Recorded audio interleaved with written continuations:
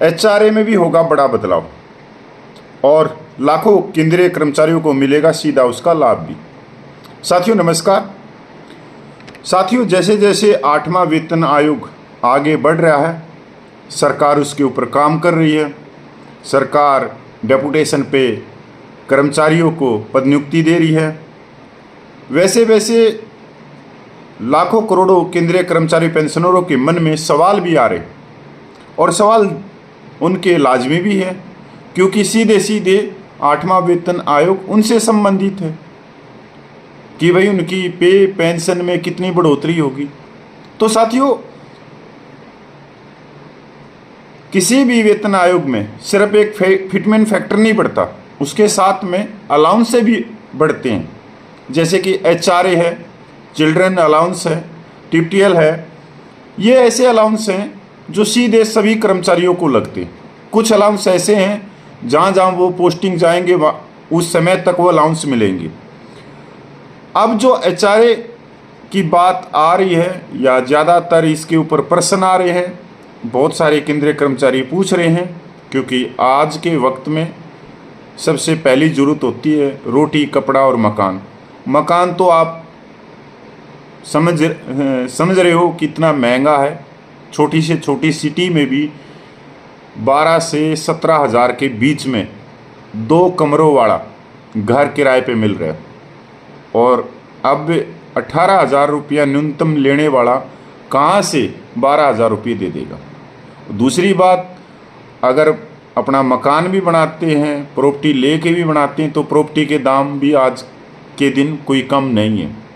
आज के दिन ना तो सीमेंट के दाम कम है, ना ईंट के दाम कम है, ना जो मजदूर है, मिस्त्री है, उनकी मजदूरी कम है। मतलब एक तरह से हाई लेवल की महंगाई है। हर वेतन आयोग के साथ एचआरए यानी हाउस रेंट अलाउंस की दरें रिवाइज की जाती रही हैं। छठे वेतन आयोग में एचआरए की दरें थी 30% एक्स शहर, 20% वाई शहर और 10% जेड शहर। 7वें वेतन आयोग ने इन्हें रिवाइज किया गया और दरें 24%, 16%, 8% तय की गई।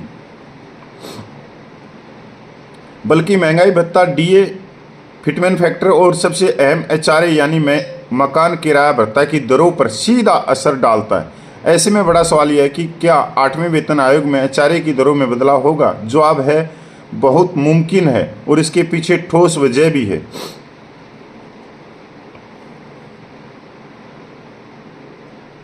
हर वेतन आयोग के साथ एचआरए यानी हाउस रेंट अलाउंस की दरें रिवाइज की जाती रही हैं। छठे वेतन आयोग में मैंने बता ही दिया ऊपर आप लोगों को, लेकिन जैसे ही डीए 50% पर पहुंचा, फिर से एचआरए बढ़ाकर 30%, 20% और 10% कर दिया गया। इसका मतलब है कि एचआरए की दरें डीए और बेसिक पे से सीधा लिंक रखती है। एचआरए की जो दरें हैं वो डीए और बेसिक पे से सीधा लिंक रखती है। इसलिए जब भी 8वां वेतन आयोग लागू होगा तो सरकार एचआरए की दरों को एक बार फिर बेसिक पे और डीए स्ट्रक्चर के अनुसार रिव्यू करेगी। 8वें वेतन आयोग में फिटमेंट फैक्टर को 1.92 तक बढ़ाए जाने की चर्चा है। इसका मतलब है कि कर्मचारियों की मौजूदा बेसिक सैलरी 1.92 से गुणा कर नया पे बेस तय किया जाएगा। उदाहरण के तौर पर अगर अभी बेसिक सैलरी 30,000 है तो नई सैलरी होगी 30,000 गुणा 1.92, 57,600 रुपया। ऐसे में एचआरए का कैलकुलेशन भी नए बेसिक पर होगा, जिससे एचआरए अमाउंट भी बढ़ेगा। महंगाई के साथ किराया भी बढ़ता है। इस बैलेंस करने के लिए सरकार एचआरए में इजाफा करती है। वेतन आयोग के बाद बेसिक पे स्ट्रक्चर बदलता है। पुरानी एचआरए दरें नए बेस पर फिट नहीं होती, इसलिए उन्हें रिवाइज करना जरूरी होता है। सरकार समय समय पर एक्स वाई जेड शहरों की लिस्ट को अपडेट करती है, जिससे एचआरए पर असर पड़ता है। अगर किसी शहर की कैटेगरी बदलती है तो वहाँ के कर्मचारियों का एचआरए सीधा प्रभावित होता है। एक्सपर्ट की माने तो नए वेतन आयोग में एचआरए की दरें बदलने की संभावना बहुत ज़्यादा है। हर बार नया वेतन आयोग लागू होने के साथ एचआरए दरों का पूर्ण निर्धारण होता है। मौजूदा वक्त में एचआरए 30%, 20%, 10% तथा चर्चा है कि इसे रिवाइज किया जा सकता है और डीए के साथ लिंक रखा जाएगा। इससे कर्मचारियों के हाथ में तो पैसा बढ़ेगा ही, साथ ही डीए के 25% और 50% होने पर इसके रिवीजन का प्रावधान रहेगा, जो अभी भी है। साथियों, एचआरए सीधा बेसिक और डीए से संबंधित संबंध रखता है।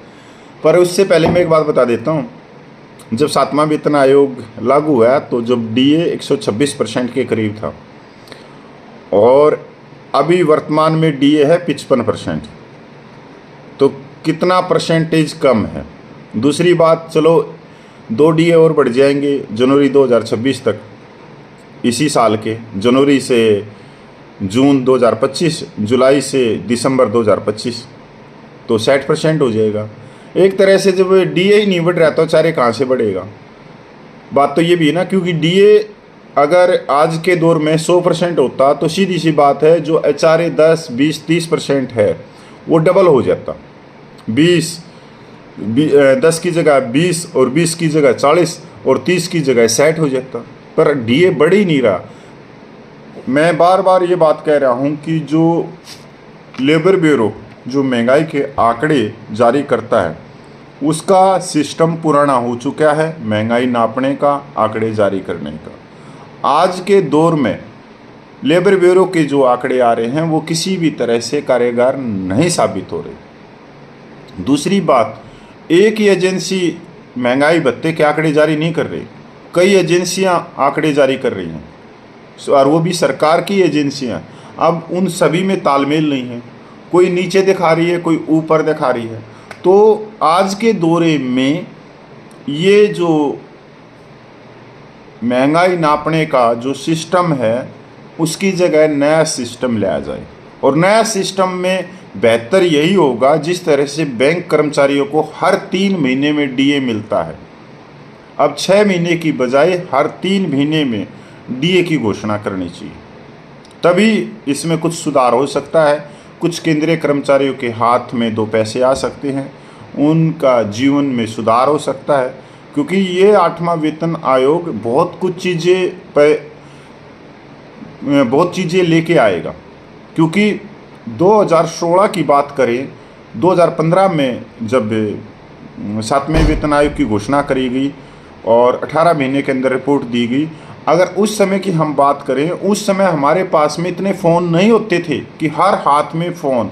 दूसरी बात, उस समय 5G भी नहीं होता था, 5G भी 1 साल पहले ही आया। उस समय 2G चलता था, घूम घूम के।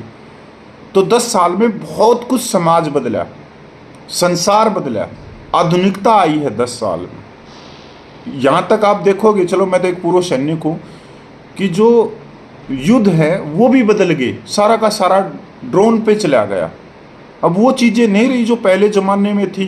तो आज के ज़माने में जो पे कमीशन आएगा उसने बहुत कुछ देखना पड़ेगा, और अगले 10 साल के लिए देखना पड़ेगा। अगर पिछले 10 साल में 2016 से 2026 में सब कुछ बदल सकता है, तो अगले 10 साल में तो और भी कुछ बदलेगा। तो नमस्कार, जय हिंद। मैं पूर्व सैनिक कपिल फौजी।